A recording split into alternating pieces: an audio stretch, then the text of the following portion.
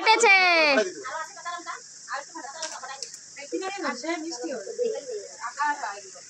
বিচিগুলো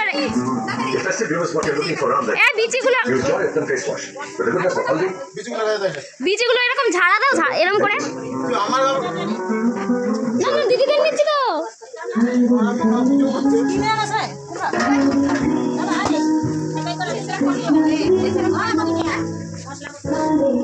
মাসি look at me, মাসি মাসি মাসি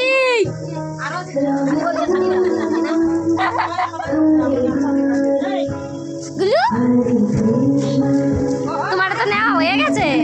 so hello guys, welcome to my another blog. আর আজকে কিন্তু আমাদের ষষ্ঠীর সকাল ছিল। প্রথমত মা রান্না করছিল, যেহেতু আজকে ষষ্ঠী আমাদের বিকালের দিকে পুজো হবে, তাই সকাল থেকে কিন্তু আমরা জল খেয়েছিলাম আর একটুখানি শরবত করেছিলাম যাতে একটু এনার্জিটা লাগে।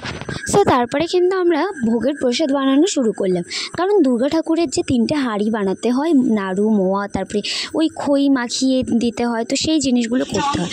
যার জন্য দিদি বললো যে আমাকেও করতে হবে, কারণ একা একা পারবে না। আর সন্ধ্যার সময় যেহেতু পুজো তাড়াতাড়ি করতে হবে, তো মা এদিকে দিদির জন্য মুড়ি খই যেগুলো ঠাকুরের প্রসাদ করবে সেগুলো তৈরি করে দিচ্ছিলো। আর এদিকে তারপরে আমরা বসে গেলাম একদম নাড়ু বানাতে। আর 3জন মিলে কিন্তু নাড়ু বানানো শুরু করে দিলাম ফটাফট করে। 3জন তো না, মেজ দিয়েও বানাচ্ছিলো। আর এদিকে নাড়ু বানানোর স্পিডটা কিন্তু আমি বাড়িয়ে দিয়েছিলাম, কারণ আস্তে আস্তে করতে গেলে অনেকটা টাইম লাগছিলো। আর নাড়ুগুলোও কিন্তু খুব সুন্দর হচ্ছিলো। তো সবাই মিলে প্রথমে ভোগের প্রসাদের জন্য নাড়ু বানালাম, এবং তারপরে এক এক করে মুড়ি, তারপরে চিড়ের যে নাড়ুগুলো হয়, মোয়াগুলো হয়, ওগুলোও বানানো হলো। এদিকে এক এক করে কিন্তু সবাই বানাচ্ছিলো, সবাইকে দেখা যাচ্ছিলো, আমাকে দেখা যাচ্ছিলো না বলে আমি কিন্তু ফোনটা একটুখানি ঘুরিয়ে নিলাম এবং তোমাদেরকে হাই করে আমিও নাড়ু বানাতে শুরু করে দিয়েছিলাম।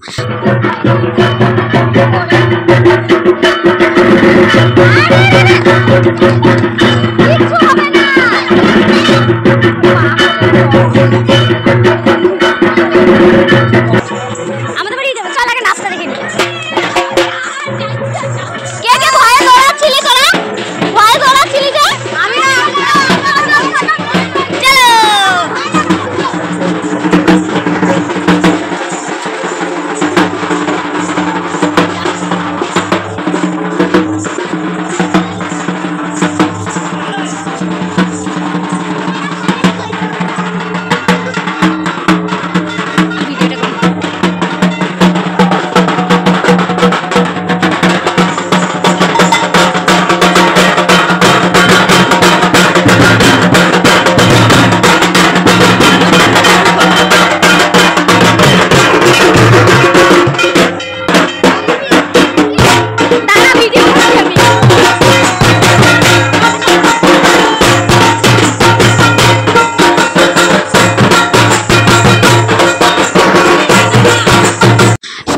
সন্ধ্যা আরতির সময় মা বললো যে ধূপকাঠি আনতে যেতে হবে। তো তাড়াতাড়ি করে ধূপকাঠি আনতে যাচ্ছিলাম, তখনই দেখি এই সেজে গুজে এসেছিল চৈত্র মাসের এই চড়ক মেলার জন্য নাচ করে যারা, তারা। তো সেই নাচগুলো দেখার জন্য আমি আবার কিন্তু ঘুরে চলে এসেছিলাম। ভাবলাম যে এই নাচগুলো দেখে তারপরেই আমরা যাই ধূপকাঠি আনতে। তো এদের নাচগুলো হয়ে গেল, তারপরে বেরিয়ে গেলাম ধূপকাঠি আনতে। হেঁটে যেতে লাগবে 15 মিনিটের মতন যাওয়া আসা করতে, তাও হেঁটে যেতে হচ্ছে। তুই যদি সাইকেলটা নিতে পারতি কত ভালো হতো। চলো চলো, পিছনের লোকটা চলে এসেছে। আমি আর অমিত কিন্তু চলে গেছিলাম ধূপকাঠি আনার জন্য হাটের মধ্যে, কারণ আমি একটা দোকান থেকে নিয়ে আসি, সেখানে মানে 20 টাকা নেয় দাম, তবে 80টার মতো ধূপকাঠি পাওয়া যায় আর খুব ভালো। তার জন্য মা বললো যে যা তাহলে তুই নিয়ে আয়। তো আমি আর ওই যে তাড়াতাড়ি করে নিয়ে আসলাম, তারপরে চলে আসলাম আমার মামা মামি। তো সেটা দেখে আমি দৌড়ে চলে গেলাম মামা মামিকে পিক আপ করতে। টোটো নিয়ে আর আমাদের ছোট মাটাকে নিয়ে আসলে হতো না? হ্যাঁ, তোরা তো কোশি নেই।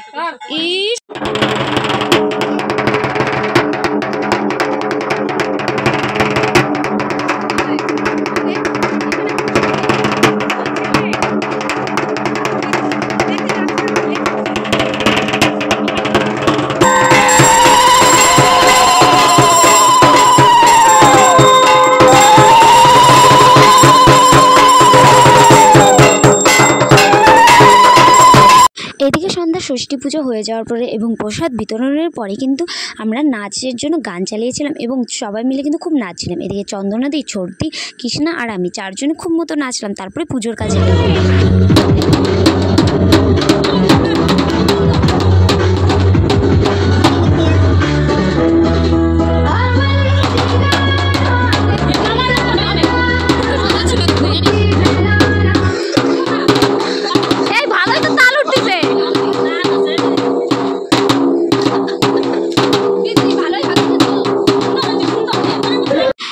পুজোর কাজ করছিল সবাই, তখন ঋদ্ধি কিন্তু হঠাৎ করেই ঢাকটা বাজায় এবং এত সুন্দর করে ঢাক বাজিয়েছে কি আর বলবো। আর কুটুসকে নাচতে বলা হয়েছিল, কিন্তু কুটুস নাচের বদলে তাল বেতালের মতো লাফাতে শুরু করে দিয়েছিল। যাই হোক, ও আর নাচলো না। আর এদিকে ঋদ্ধি একটু ঢাক বাজাচ্ছিলো দেখে ওও ঢাক বাজাচ্ছিল। আর এদিকে তনু, আমি, অমিত আরও অনেকে ছিল বসে, এবং এদিকে পুজোর কিন্তু কালকে যা হবে সেই বিষয়ে জোগাড় যন্ত্র চলছিল।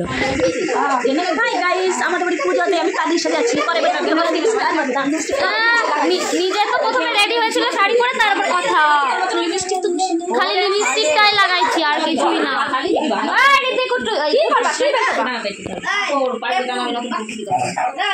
আর এদিকে সবাই ক্লান্ত হয়ে